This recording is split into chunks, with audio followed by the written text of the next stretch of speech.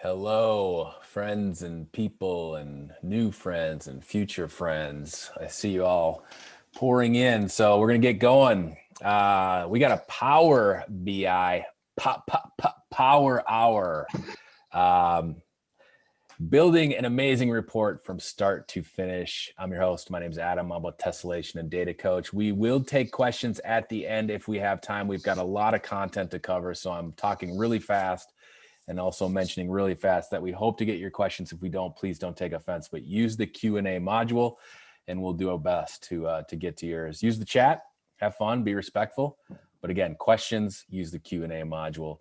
Our sponsors are Tessellation and Data Coach. Tessellation is a modern analytics consultancy. We enable and manage organizations' analytics and self-service teams by educating people, optimizing technology, developing world-class products, and providing sustainable results. Also brought to you by Data Coach. Where most analytics training programs lack depth, Data Coach provides wisdom.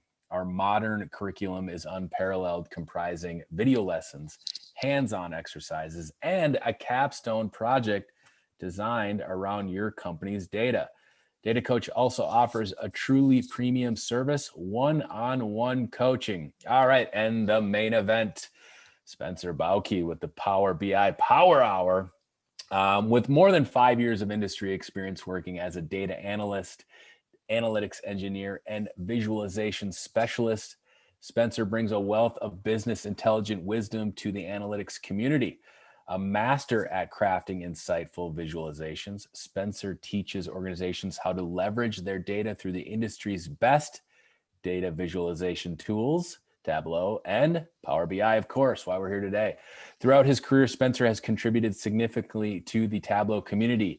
He has been a speaker at 3 Tableau conferences around the world, co-founded the Sports Visualization Initiative, #SportsVizSunday, and was awarded 14 Tableau Viz of the Day Award.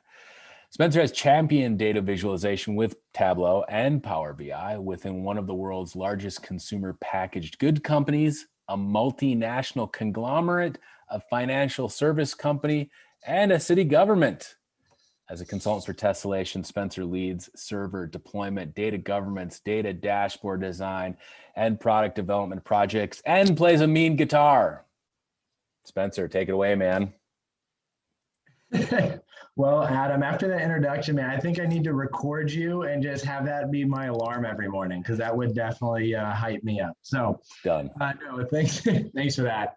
So yeah, I'm Spencer Baucke, and I'm really looking forward today to building out a report in an hour. So we've got some really in-depth stuff to cover, so I'm going to make this quick. But our goals today is I want to first walk through what data we're using. You're probably familiar with it. If you've ever used the Tableau Superstore data set, we are going to create some calculations, build out a data model, and then we're going to work on creating a completely actionable report with the different levels of aggregation and insight that you would need at your place of business to draw insights from your data. So with no further ado, let's just get ready to rumble. So I'm going to go through this. I know Adam said that there's questions at the end. Adam, I would look out if there's any specific questions with something that I'm doing on the pane, maybe look out for that, and we can possibly answer those as we go on in case I'm missing a detail that someone might want. But let's dive right into this. So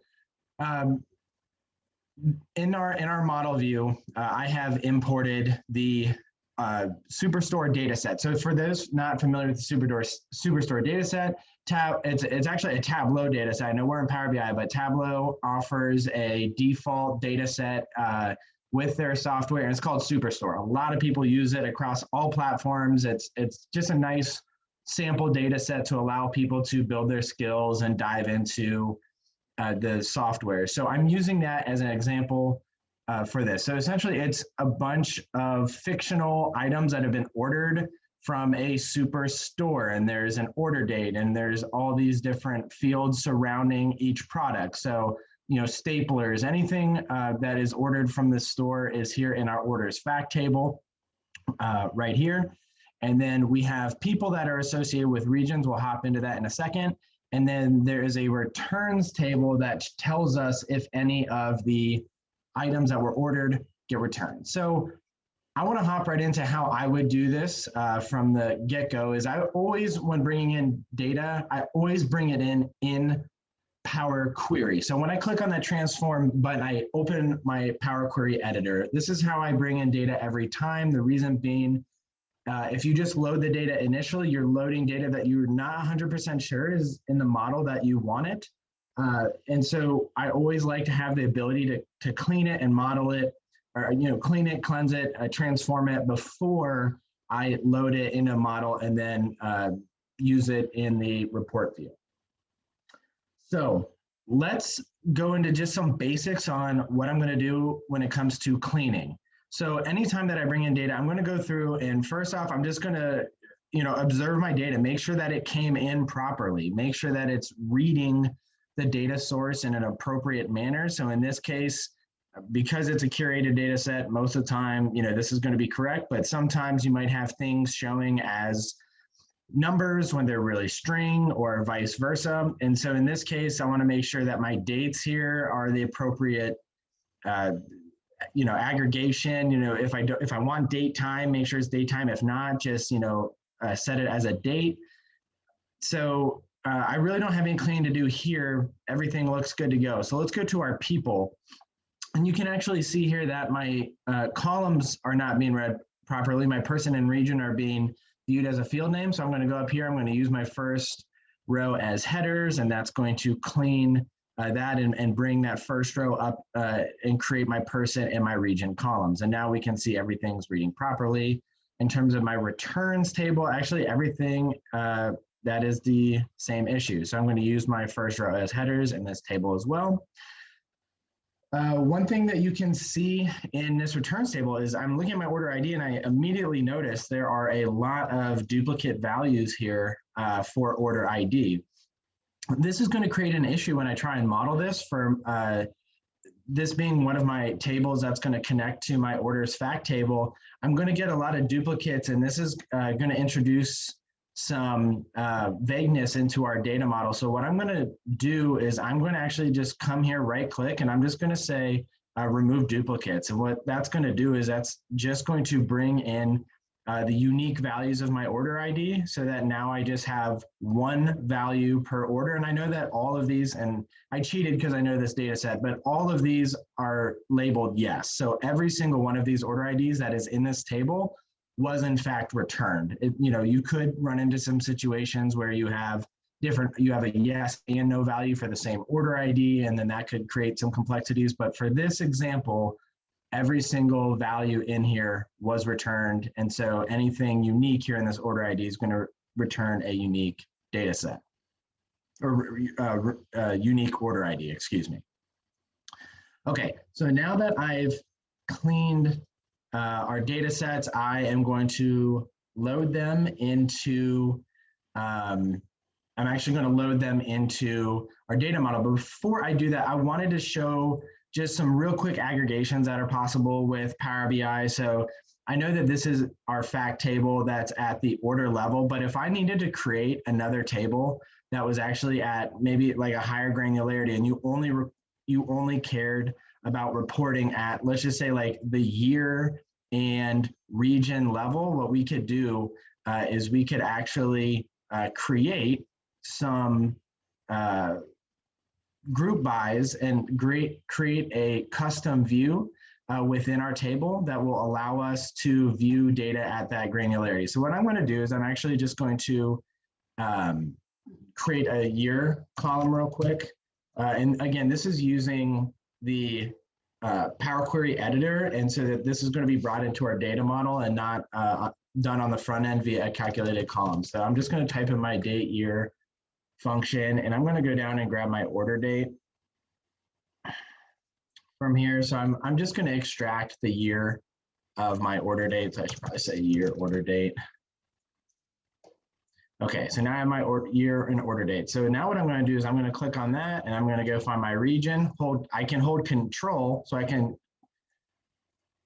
click numerous columns, and I'm going to click right click on the column header, click group by. Now you can see that I am going to group every single row in my data model by these different aggregations. So I can add a different grouping if I wanted. If I wanted to break it down by region, year, and product, whatever grouping it is, you can customize that right here. And then in our operation, this is what's going to aggregate. So like when you're doing a SQL query and you're doing group by, and then you want to create your aggregation of your values, I'm going to sum my sales for this aggregation. So I'm going to name my column sum of sales. My operator is sum, and then I'm going to go find my sales field. So then when I click OK and group by, now I have my region, year, and my sum of sales already calculated in this table.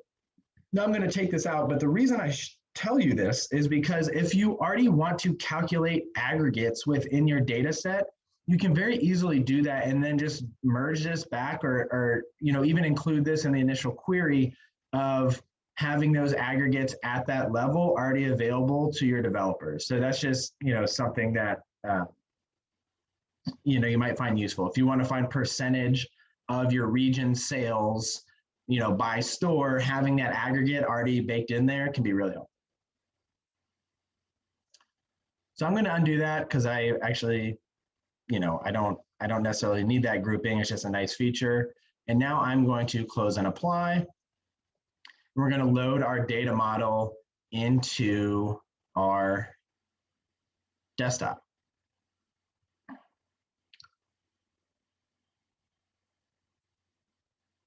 Cool. So this is identifying our relationships automatically. And so this one seemed to have populated correctly. You can turn that off if you want, but I just have it on in my desktop version. So now what I'm going to do is I see this returns didn't get related properly, but I'm going to make sure that I establish that relationship here. Yeah, I'm going to establish that relationship. You can see that my relationship is many. That's what that little asterisk is, to one. And that's how we're going to want well, it depends on your data model, but in this case, this is how we want our data model to go, is we want one person associated with each region, and those are mentioned one time each. So this should be one. If it was a many to many, you would want to dig into your dimension table and see, why is it showing up as a many? And same for the returns. Because we removed all the duplicates, now this is going to show as a many to one, which is something that I want in my data model. So let's go into our report canvas. So essentially, I always think of my report structure in 3 grains. I think of my executive report level, I think of my drill-in report level, and then I think of my detail report level. So in this instance, it's going to, our 3 grains are going to be our executive, our summary view, our region view, that's what we're going to drill into, and then we're going to have that detail/data export view within this report. So let's just start off by creating a basic report design, one that I like to use. So I'm going to go, and before I add anything, this format pane can already appear, and that's going to be able to format your actual canvas before you put anything on. So I'm actually just going to change my report background here to be like, a lighter gray. I don't need to have anything crazy. I do just want to create some sort of contrast. So I'm going to create a light gray background. And then what I'm going to do is I'm going to insert a shape. Now, what you should do, and I'm just doing this for the sake of presentation, but what you should do is you should create some sort of image file, and most preferably a Power BI template file that already has these items in here. And so that you're not actually placing items on the report canvas in the terms of shapes, because you might end up accidentally clicking on these shapes. But I'm just doing this, for the sake of this presentation. So here we go. So I've put a little sidebar over here. And what this is this is going to be like my navigations pane. I'm going to add a little drop shadow to it. I don't know if, you don't want to go crazy with the drop shadow, but, I'm going to add a little bit here to make that stick out.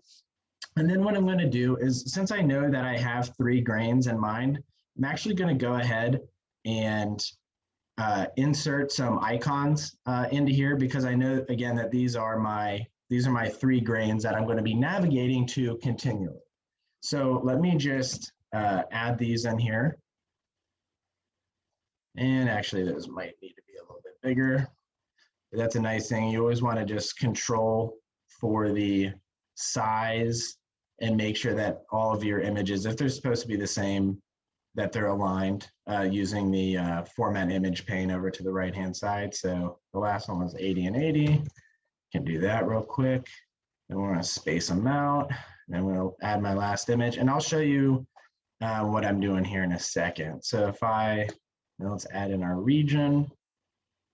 And I just know that these are going to essentially be 3 pages that I'm going to flip back and forth to. So I'm going to just set it up in that manner. Oh, actually, you know what? I inserted the wrong image. I'm going to do a table here. All right.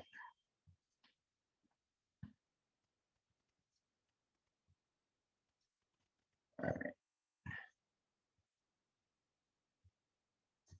Okay. So now we have our 3 grains of, our 3 grains. And so what I'm going to do now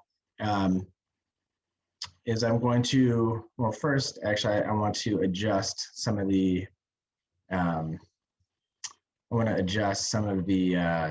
curvature of, let's see, where are we?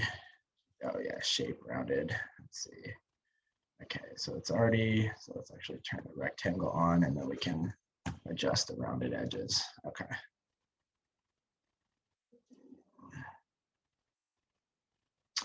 All right, so I'm going to rename this. This is my executive view.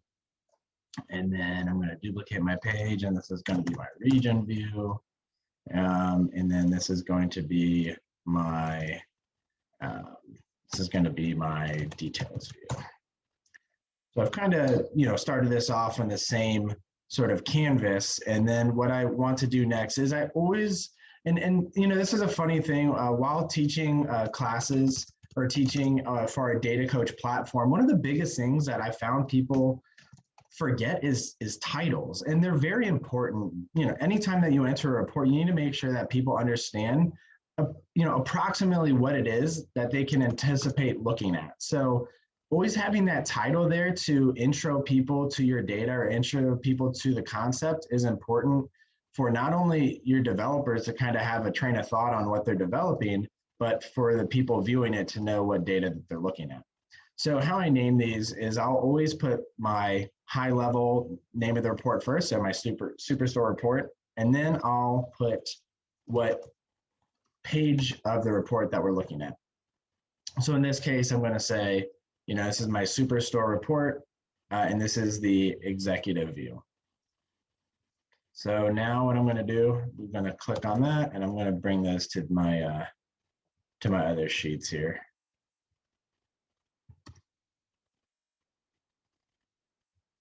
Instead of executive, I'm going to say this is a region.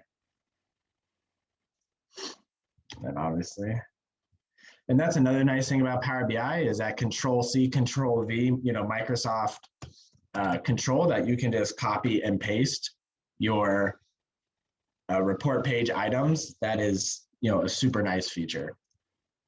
And I think I just realized why my corners weren't rounding here.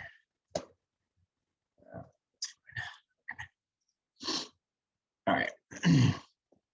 Cool. So now I have my basic premise set up. One last thing I'm going to do real quick before we hop right into this is that I know that we're going to be navigating between all these different pages. And so I'm just going to add these actions right now, and you're able to add actions to your images that you import. And sorry, I have some background music, AKA my child not napping right now. So if you all just, we'll try and work through that. So I'm going to choose page navigation. So real quick to note, when you look at your actions, right, we can have several different types of actions associated with our buttons, with our shapes and images, and we can either associate those actions with a back. And what the back is going to do is that's going to take you to the most recent page that you visited. You can also go to bookmark, which will allow you to control the bookmarks that you set up. And we might actually do that here in a second if we have time. And then in this case, page navigation will take you specifically to a page within your report. So because that's how I want to navigate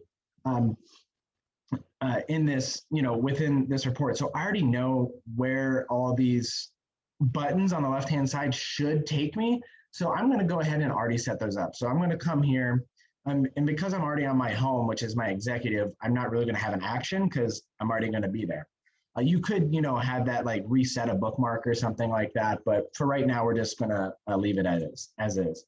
So now I'm going to turn on this action and I'm going to turn on my page navigation, and that's always going to take me to region. And then I'm going to turn on this action for table, and it's going to take me to, or the table icon, and it's going to take me to my details. So we can also edit what it says when you hover over it. So if we want to say region view or table or details view, right, we can come here and it's going to say region view. So just real quick, I'm actually going to do that for my other couple of icons, just so we have that navigation set up before we start going through all of the report building.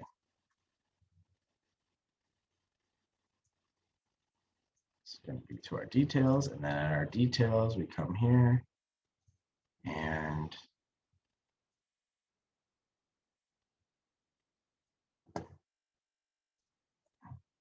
we'll set that up. Okay, awesome. So now, what do we want a summary view to look like, right? What is that going to have on it? Well, that's most likely going to have some high-level metrics, and this is what I always put on my reports. Is we got high-level metrics, right? Like in this case, what are our sales? What are our sales year to date, or even prior year to date? You can also do some sort of comparison year over year to give people that context into their data. Then I always like a trending breakdown. What is my trend? How am I comparing this year versus last year? Can I drill down into those months? Can I drill down into those quarters? That's the kind of insight that I want to see on this very high level. And then I want some sort of breakdown, right? Some sort of comparison metric. And in this case, it's going to be our region that we're comparing against. So let's start out by creating these metrics. But one thing, and let's see, can I hide this? Does anyone see this? Let's see, can I hide?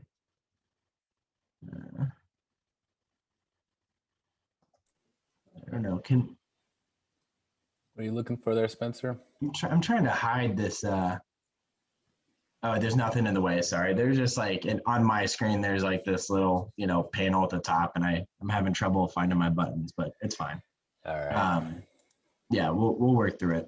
So one thing that I'm going to do here, before I'm going to create a measure, and this is something I always do as well for organization, is I'm actually going to click this enter data button. And what this is going to help me do is this is going to allow me to create a measures table. And the reason that I create a measures table is that I like to separate out the calculated measures that I've created from the rest of the tables so that I can understand, I can easily locate all my measures instead of having to hunt through all of the different tables to find my measures. Now, when you have 3 tables with not that many fields, that's not a big deal. But if you're working with a really complex data model and you have 20 different queries or 20 different tables in your data model, that can be a really big deal. So for me, it's very easy to go ahead, create this measures table, and this will essentially be a blank measure that we can go ahead and hide here in a second. But first, I'm going to create a couple measures to populate my measures table that I know that we're going to be working with here a lot in the meantime. So I'm going to right click under my measures table, and I'm just going to create a simple sum of profit. Now, I know you might be thinking, why am I creating a sum of profit table when I could just drag in the measure into my field? Well, that's a good question. The answer is that there's a lot more custom formatting that we'll be able to apply directly to this field than having to change it every single time that you drag on your measure. So I always like to just create a measure that I know that I'm going to be able to format, and that formatting will take, I'll be able to adjust that formatting a little more specifically. So I'm going to create a sum of profit, and then I'm going to create a sum of sales.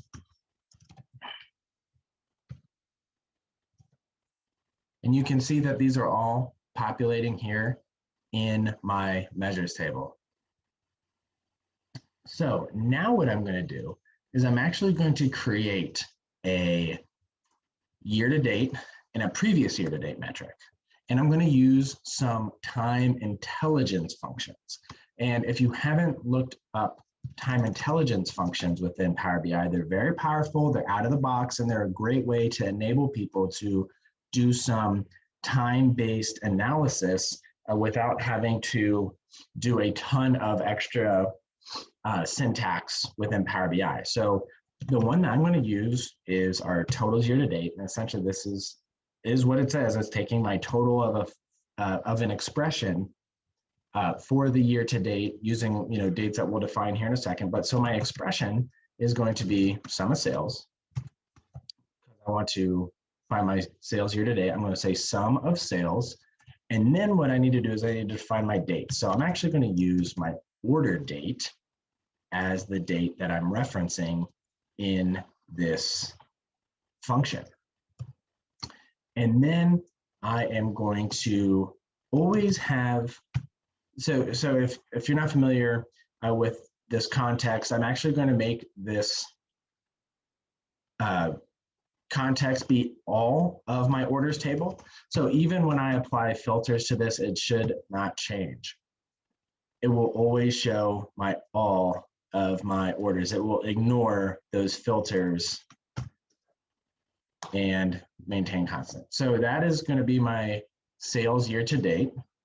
And then I'm going to create one more measure, and that's going to be my sales previous year to date.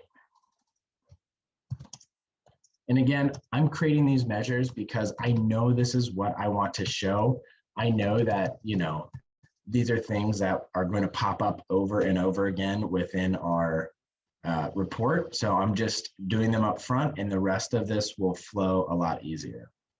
Oh, sales, sorry. Okay, so now this is where we get into a different function. So instead of just doing order date, I don't just want to do my year-to-date order date. I'm actually going to do my same period last year of my order date. So this is going to take what I did year-to-date, but apply it to the same period as last year. So you're going to see that this is going to return the same period that the year-to-date is calculating just for last year, which will be my, previous year to date field. Okay.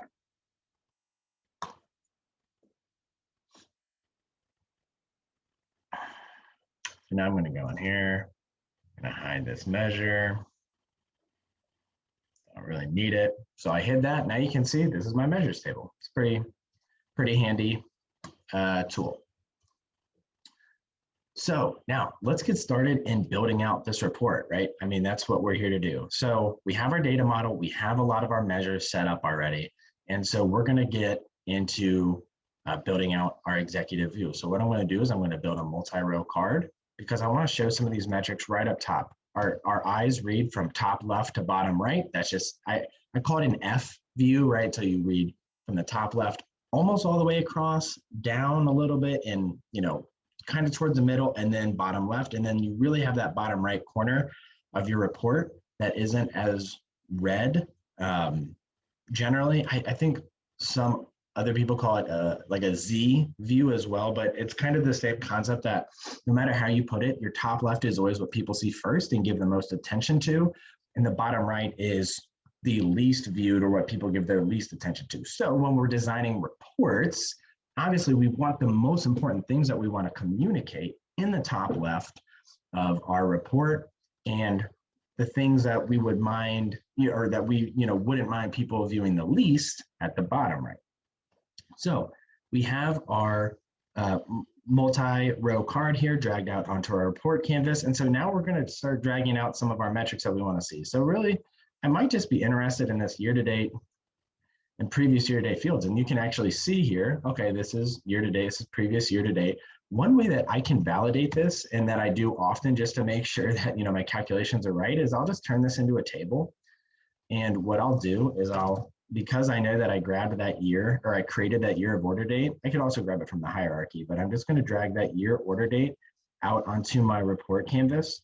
And I'm not going to populate it with my year to date. What I'm actually going to do is I'm just going to, oops, 1 second. I'm actually just going to drag out my sales. And I'm going to see, hey, do these match? Okay, well, look, we can see here that, and this is through 2020 end. So I guess this is, maybe not as good as an example if you're trying to capture year to date through April 28th or something. But the last order date was 12/31/2020. So my year to date is 7/33/215. And then my previous year to date is 6/09/205. So those tie out. So that's just one way to kind of logic check yourself, I guess, and make sure that your calculations are working properly. So now I have the metrics over here that I want to see. Actually, you know what? Let's just create a third metric, third metric for our card here real quick, just to give some change. So what I'm going to do is I'm going to say year over year %, and I'm going to say, so I'm going to divide my year to date minus my previous date. And then the divide is always just numerator, denominator, and then I'm going to divide it by my previous year date. I'll click OK. And then especially with these changes, one thing that I always do is I'm going to click on my field, right? And then I'm going to default format it to %, because anytime I drag it on, I just always want it to show the same thing. So I'm going to default it to % and 1 decimal place. So you're going to see how that helps in just a second. Yeah, so you can see now that I have a 20% increase year over year. So now let's get into a little bit of formatting. I want to include a title, and this is going to be my summary metrics. Again, most important thing to the top left. That's what you're seeing here. We'll hide that filter pane. We'll get back to that in just a second. Okay, so I kind of like where we're going here so far. Let's give a little bit more space, right? So we got some summary metrics. Let's format these a little bit. So let's go down to our data labels, and let's make our values actually a little bigger so people can see, what the heck they're saying here. Do we need to bold them here? Let's check and see if we should use the bold instead. It's a little too heavy. Yeah, semi-bold is a nice in between. So we got our summary metrics. We have our year over year change, and we have that, I'm not always a huge fan of this, drop shadow, but I guess because what we got going on here, maybe it's appropriate. I don't know. We'll see. But so far, I mean, this is looking fairly good. So let's now create our trending, right? That's our next big item on our executive view. So again, I always try and do summary metric, trending, breakdown. So in this trending, what I'm going to do is, because I've been using my order date, and I know there might be some people on here, well, you haven't created a dates table. Well, I haven't just yet. I decided to not do that this time. We might have another webinar on dates tables and time intelligence functions, so watch out for that. But for right now, we're just going to use our order date here on our axis, on our trending. And let's actually, instead of any of these, I'm just going to do our sum of sales measure in the values. So you'll notice that I keep the hierarchy here. And this is a big thing for me in Power BI, and a really, really useful thing in Power BI is that if you keep this hierarchy here, then you're able to provide users a lot of cool drill-down capabilities, right? So if I don't just want to see my sum of sales trended by year, you enable them to go and see it by quarter. Okay, well, you're like, well, this is just quarters 1, 2, 3, 4. I want to see how quarter 2 of 2019 compared. Well, that's fine. Let's drill back up and let's use the expand all down one level in the hierarchy view. Now you can see quarter one, quarter two, and quarter, all the quarters by your year view. And again, you're able to, go back up. So this is a very flexible tool. It's really, it's really easy to see different views here in Power BI using this hierarchy in your axis. So that's just a cool thing to, keep in your back pocket while building this out for your users. Oh yeah, and if you turn in that, if you click, you might accidentally drill down. So if you have the drill down turned on, so maybe I should turn that off. Okay, so now what we're gonna do, oh, and I need to change my title because it says summary metrics, which is not summary metrics. These are my, let's say, sales trend. Now, my last one, I wanna do a little breakdown of my region, right? So I'm actually gonna use a bar chart. So I'm just gonna come over here, click a bar chart, and I'm gonna find my region field, and I'm going to populate my axis with my region.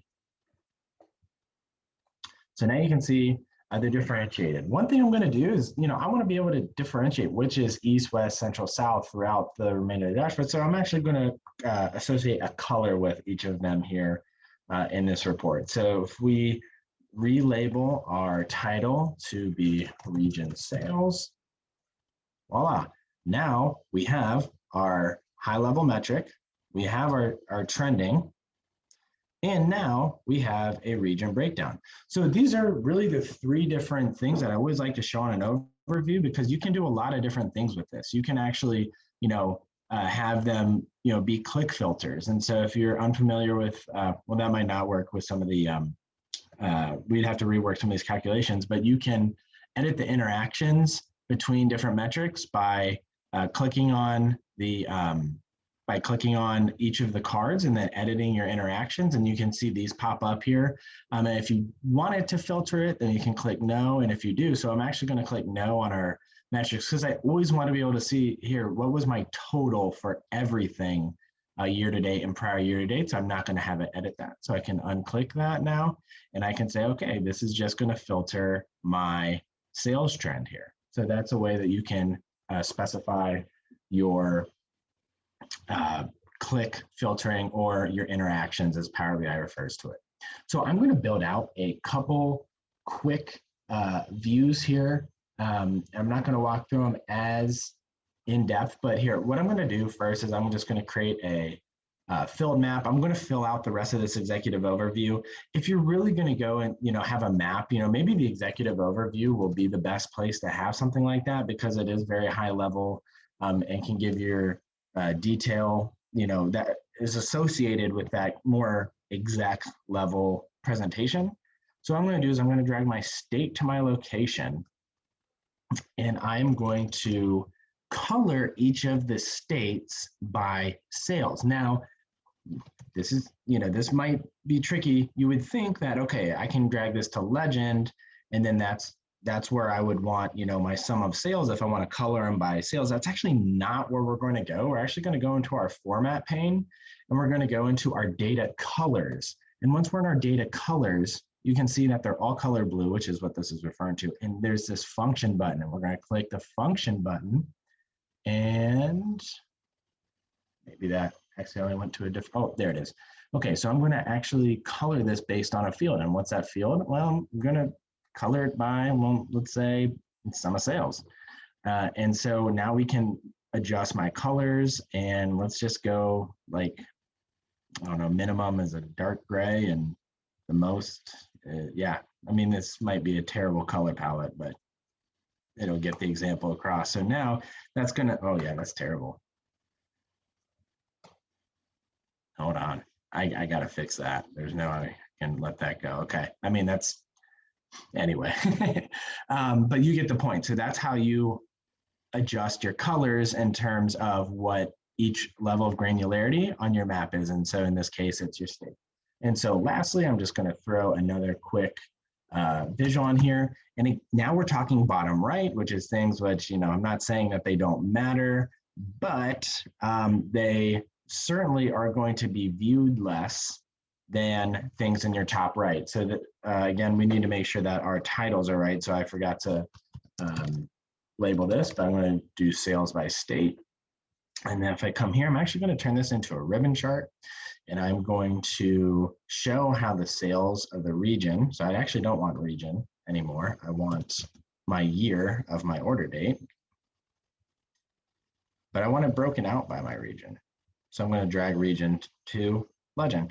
So this is just showing over time how my sum of sales has evolved, region and year. And again, let's just take another quick look at how this is laid out.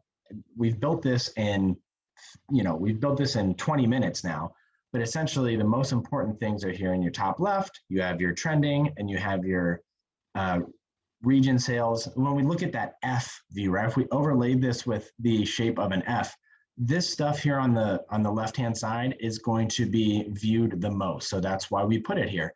This is going to be viewed the second most, and then this is going to be viewed the least, but that's okay based upon what we're trying to communicate to people. And if they do make it to that bottom right, fine, then they get some of that extra insight. So just think of that about how people are going to read that when you build out your reports. So now what we want to do is we want to build out a view, okay, that is going to provide us details about each region. So what we know is that our region view is actually not going to be the same. We don't want it to be the same as our executive view, because if we're viewing things by region, that same view in our executive region view is not going to provide us the level of insight that we want. So although we might have some of the same card types on here, we're certainly not going to have all of the same visuals. So let's start off by creating some high-level metrics. That's a good way to start off. We're actually just going to put our sum of sales and our sum of profit in here. And let's go back and let's format with our data labels. I think we were doing, well, let's do 20 now. And then let's go to that semi-bold, which was pretty reliable. So let's stay here. And I guess we'll add in that drop shot. I don't know. I guess I'm kind of liking it right now. I know that I'm kind of getting carried away with it, but we'll just leave it there for now. So if we're going to be using this as a region view, what's the most logical breakdown that we'll want to see next? Well, it's probably going to be state, right? If we're going to be drilling into a region, we're going to want to see what our state is performing like. So let's put our state in here, and then let's put our sales by state as one of the next views. Just as we colored our region, we're going to want to probably color our different states. We can either do it this way, or we can, do it by the sum of sales. But, for the sake of this practice, we'll just, we'll color it like this for right now. All right, and again, always make sure that your titles are matching. So this is sum, so yep, sales by state works. Okay, and then let's add in, we're gonna add in a little slicer. And this is a cool trick. If you're not too familiar with the layout, this filter pane, when you publish a report to Power BI service, your filter pane is actually going to stay here, and everything that is not hidden. So there'll be an eyeball function here. So actually, we'll just put, we'll put this here. You can actually hide this filter when you publish it to Power BI service. So if you don't want it, you can hide it. If you want it visible to end users, make sure the eyeball is visible. But when we're interacting with the report, sometimes users don't always want to go over to that right-hand filter pane, and sometimes values are too long. I don't think we have any examples here, but imagine if this was longer. Yeah, you could stretch it out to the side, but some people just don't like interacting with this filter pane. So one thing that you can do, especially if you only have a couple fields, because this is actually this method of using a slicer, can sometimes hinder your performance, probably not too much, but something just to be aware of. You can actually use slicers in your, in your report canvas. So what I'm going to do is my favorite way to do this, especially if I have very few options and the text isn't very long. So again, this is a niche use case. I'm going to go into format, and I'm actually going to turn this into a horizontal slicer. Ooh, that looks a lot cooler, at least to me it does. And so what I'm going to do now is I'm going to make this slicer available and control the items that we're seeing below, so that if users want to go ahead and change the years of the order dates for anything below according to this, in our region view, then they're able to do that. So I'm going to just format this a little bit before we go through with that. So if we click on the slicer, I'll bring up our format pane, and then let's just let's see, let's format this, make this stand out just a little bit more, and then maybe my font color should be white, maybe. Yeah, there we go. And then let's just make my font just a little bit bigger. No, maybe we'll just stay with yeah, cool. All right, so now in the same way that we did on the first page, let's just click on it and click format and edit interactions. Let's make sure that it's filtering the things that we want to filter. Sure, we want to filter both of these, so that's cool.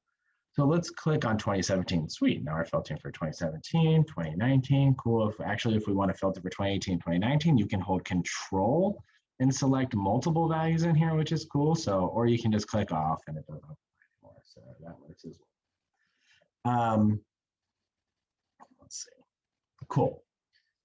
So now let's build out just a couple things that actually aren't going to be affected by the slicer. So we'll have to be aware of that. So even for our different regions, we'll probably still want some sort of trend line available, because we're not just going to want to pop into our region and not have some sort of trending available. And so we're going to enable that here to the right-hand side where we do our sum of sales. We're going to plop that right in here to our values. And we're going to enable that same sort of trending analysis with our drill down using that order hierarchy here to the right. And then just for fun, we're going to throw in this ribbon chart again. I'm not like endorsing this, but I guess I'm just feeling it right now. So we're gonna use the state as our drill down. And so you can see right now, right, all of these items, all of the states are here. All the states are here right now. And I want you to be aware that when building out this drill down view, that if you are going to drill down, maybe all of these states aren't going to be here, because I'm really planning on drilling through by region. So let me add just a little bit of this, formatting the shadow. And now what I'm going to do, this is really important because this is my region view, right? This is my region view. I'm going to want to enable a drill through from my executive level to this region level. So what I'm going to do is I'm going to take my region, you can see it here in my table, and I'm going to add it to my drill through. Right now, none of these are selected, but that's okay for right now. Let's go and navigate back to our home page via the actions we created. And just to be aware, this back button auto-populates when you throw in that drill through, and because we already set up page navigations, we're not necessarily going to need that. So let's go back to our home view. And now what we can do is, because we have this region of sales down here, you can see when I hover over it, it says right click to drill through. So what I'm going to do is I'm going to right click on my West, and I am going to drill through to my region. And let's wait for this to drill through. Boom, now you can see there aren't a ton of states in here. There's actually just the states in the West view. So that's something you should be aware of, is that when you create that next granularity of your drill through view, that the amount of values in the dimension that you're drilling on is going to be decreased. So this is why you're able to build a more specific view, and why it's important to build the view a little bit differently, although I know this is very similar, to build it just a little bit differently in terms of what fields you're choosing and such compared to your executive view. You can also just build a completely different view, and that doesn't resemble your executive one at all, if that's what would be valuable to your end users. So lastly, we have our details tab. So this is important. I know, people don't like when people say, okay, build me a report. Now, how do I export this data to Excel, right? That's like frustration number one of BI developers. Tableau, Power BI, it doesn't matter. It's, build me this fancy report. Oh, now I just want the data in Excel anyway. Okay, well, I get it. that can be frustrating. But at the end of the day, that's what a lot of times people, they want to be able to do that. Right, wrong, or indifferent. I'm not saying, I'm not going to opine on whether you should tell them never to do it, but that is a common request from stakeholders to be able to export your data. And luckily, Power BI makes it very, very simple to do so. So what are we going to put in our details tab? Well, really, this should be some of the more granular levels of data. So I'm going to put things in here like order ID. I'm going to put city. I'm going to put state. Let's put in our order date. Actually, let's just put in the date, not the hierarchy. And you can actually flip that with the down arrow if you weren't familiar with that. So now I have my order date. And now, because of the relationships I created, I'm actually going to put in some of my other table values. So probably saying, oh, well, you created that data model and you're not using any of the fields. Well, here we go. So let's go put our person in here. So we can now see the person for each order. And we can see if it was returned or not. So actually, you can see here that some of these were returned. So let's see, are we missing any fields that we want? State, city, oh, I mean, let's put region in there. Okay. So this is our detailed report. Again, if you're unfamiliar with Power BI, you can right click and click export data. When I click export data, that's going to give me the ability to come here and export to my in CSV to a local drive. So last thing is, because we created this region, right? We created our region view. Now I'm going to put a state drill through measure, or drill through field here, and then drill through here, so that anytime I'm in this region, I can come here to California and I can right click on California and say, well, where do I want to drill through to? Well, I want to drill through to the details. So what that's going to do is now I can go and investigate only the orders that were available here from the state of California. Okay. Well, you're like, well, maybe I don't always want to interact with it that way. That's, you know what, that's fine too. I understand that the drill through may not be your thing. An easy fix here is to put a filter on the right-hand side. So you can filter by your person, right? Let's put a city filter here on the right-hand side. And all of these will be available when you go in on Power BI service. So if you want to export certain data, they can filter down to exactly what city. Let's see if Cincinnati, that's where I am, Cincinnati. Let's see if we have any. No, that's okay. No love for us. Okay. Anyway, you can, oh, well, it's from the state of California. That's why, sorry, because we're still filtered on that. So let's look for Los Angeles. Right, so you'll be able to filter that and then click export data, and you'll be able to filter down your selection that you want to export. Now we have all of our interactions still set up. So if, okay, we want to go back. Okay, well, we're going to go click on our state view. Well, we've already kind of, done this. We want to go back to our home view. Now we're able to go through all 3 levels of our report. Okay. I think that's all I have for you right now. We're going to do more of this content on our data coach and tessellation webinars. This is just a start. These are, hopefully you took away some of the principles when developing these reports in terms of measures tables, solid data models, the ability to create calculated columns in Power Query instead of doing them on your report view, the importance of how you layer out your report and the views that you create and how people will view them. And then the interactivity that you can offer your users, either in terms of click filtering, drilling through, and exporting data. That's all I got, Adam. That's all. That was quite a bit. Well done, sir. There were some questions that rolled in that are probably pretty specific to what you were talking about at the time, but one was, did you import the data or did you bring it in through a direct query? Yeah, no, I did import. I mean, I did it from an Excel file, so there's really no reason to, yeah. you know, there's times to use direct query. Actually, if you go on our tessellation blog, there's an article by yours truly on whether to use import or direct query. But in this case, it's just import. Cool. Other people are asking if we're recording. We are recording. We will send the link to the recording out. So please share it as far and wide as you wish. But with that, I think we'll wrap up by saying that we do these often. Spencer, you're also getting a lot of kudos on in the chat as well, sent directly to me. So well done, sir.